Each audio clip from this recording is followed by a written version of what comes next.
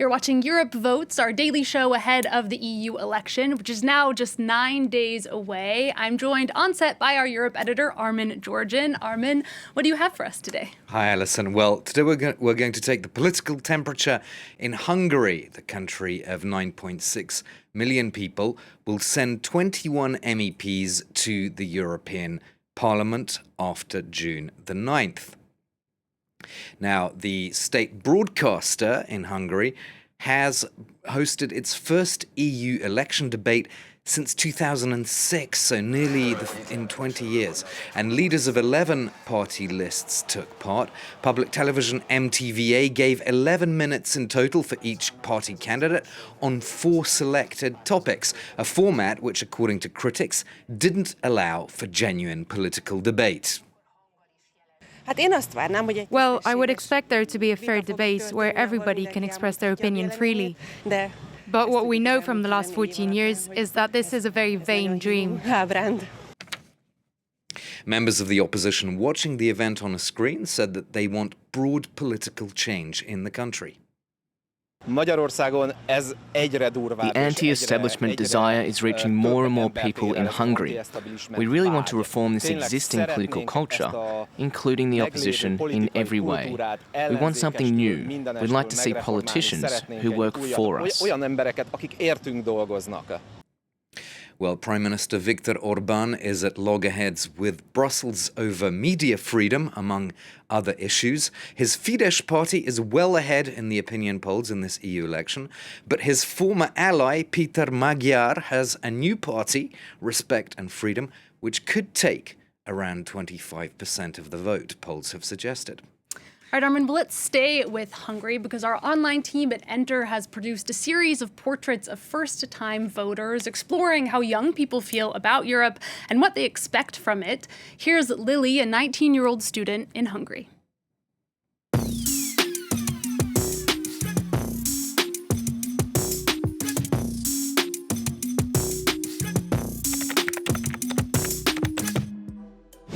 A jogállamiság már csak abból fakadóan is, hogy magyar vagyok, szerintem az egyik legfontosabb témájának kéne lennie az Európai Uniónak, már csak abból fakadóan is, hogy rengeteg pénzt osztanak szét az országok között. Az egészségügyet ezt mindenféleképpen megemlíteném, másrésztről pedig az orosz-ukrán háború, ami még talán egy olyan kényes téma, ahol nincsen megegyezés európai szinten, harmadrésztről pedig mindenféleképpen a migrációs helyzet. Ennyi. Támogatom Európát és támogatom az Európai Uniót, viszont ez nem jelenti azt, hogy nem vagyok velük kapcsolatban, akár szkeptikus, akár kritikus. Mint ahogy említettem is, Magyarországon nagyon nehéz kritikát megfogalmazni bármelyik oldalra, mert egyből a másik dobozba és a másik szélsőségbe helyeznek be. Viszont úgy gondolom, hogy az Európai Unión belül is a bürokrácia és a korrupcióval rengeteget kell foglalkozni, és ez attól függetlenül, hogy pro-Európa, attól függetlenül benne van az, hogy minden válság idején a szélsőségek felerősödnek, és nekem ilyen szempontból van egy olyan érzésem, hogy mivel már rettentően szembetűnő a jobboldali szélsőség, nem csak Magyarországon, hanem az egész Európai Unióban és már a világon is, így úgy gondolom, hogy a válság előre haladtával egyre inkább a jobboldal fog teret nyerni.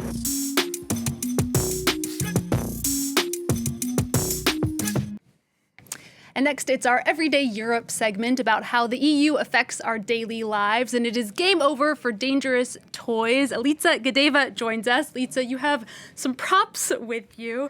Tell us about why we need safety measures. Well, although toys might seem fun, Alison, you should know that toys are some of the most dangerous products out there. That's according to the European Rapid Alert System for Dangerous Products. Toys often contain toxic chemicals, sharp edges, or small parts that can be extremely dangerous for kids. So last March, deputies voted overwhelmingly to introduce new standards and tighten rules. Endocrine disruptors and chemicals that can affect hormones and breathing have been some of the chemicals that have been banned. PFAS, the so-called forever chemicals, have also been banned. We can find them everywhere, from frying pans to toys, but they are highly toxic and they might even lead to cancer.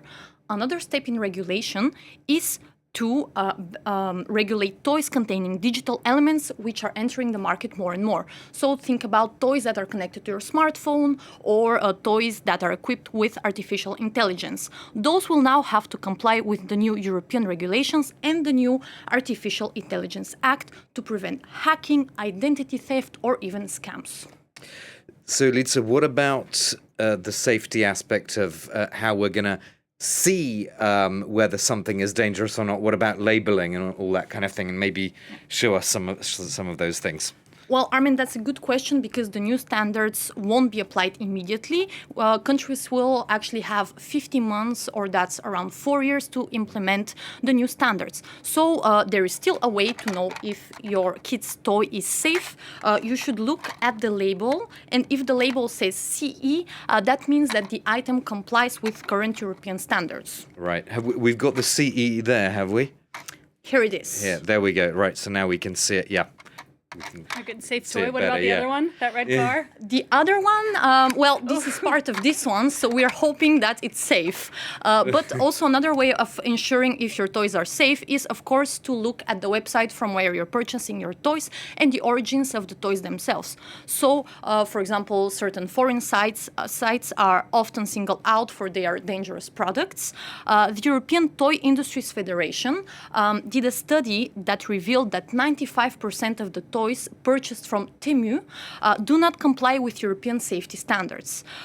So toys, if you buy toys from there, they are simply dangerous. So we should really keep a close eye on what we give our children. Well, thankfully, there is that label. That's something I did not know about. Elise, thank you so much. And Armin, you are going to take us now to Poland. Yeah, indeed, Poland, where months of protests by farmers have crystallized debate about the future of agriculture and the environment in the EU. Luke Brown and Johan Baudin filmed this report for Europe Votes. A convoy of tractors, part of a wave of protests in Poland expressing widespread anger that the rural way of life is becoming untenable. A farmer doesn't go on strike to improve his condition or to be richer, but just to go on producing food that people can buy. The target of the agricultural ire, Brussels. They're angry that the EU is letting in millions of tons of grain imports from war-torn Ukraine, undercutting prices. Just as controversial, the European Green Deal, which forces farmers across the bloc to respect strict environmental rules. We don't agree with the rulings of the European Green Deal. EU officials come to us and say, you will not cultivate this land. Piotr Koryki was amongst the farmers who picketed the Polish capital. His family has owned this farm since the end of Soviet rule, but today his grain only sells for half the usual price. In April, Polish farmers ended their months-long blockade of the Ukrainian frontier, with the government offering compensation for the low prices, as well as ensuring that Ukrainian wheat only transits Poland. But the EU's Green Deal remains a sticking point. Poland's farmers have called for a referendum. As we say at the protests, stop the Green Deal. We call for this to be completely removed. Now, we have to wait to see how the European Commission will respond after the European elections.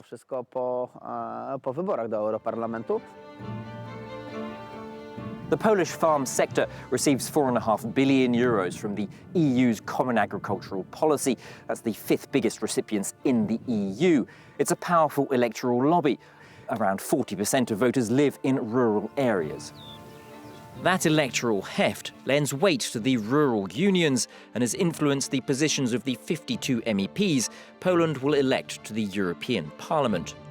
Poland's ultra-conservative Law and Justice party, back in opposition since the national elections late last year, along with the far-right parties, have already made their opposition to the Green Deal a key element of their campaign. But for Poland's pro-European third way grouping, which includes a rural party, there's no alternative to the Green Deal. We need to act, and of course at the moment that action is going to be expensive. But if we look at it in the long term, it costs less than to do nothing.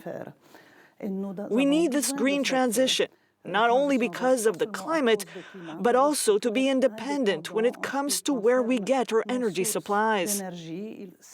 It's very likely that it needs to be made more flexible or changed. We can improve the laws that we have adopted, but we cannot abandon them. Poland's newly elected Prime Minister, the Conservative Donald Tusk, has called for exemptions from the Green Deal for Polish farmers. Despite his reputation as an ally of Brussels, that could yet put him on a collision course with the decision makers of the European Union. And that's all for today's Europe Votes. Armin, Elitza, thank you both so much for being here.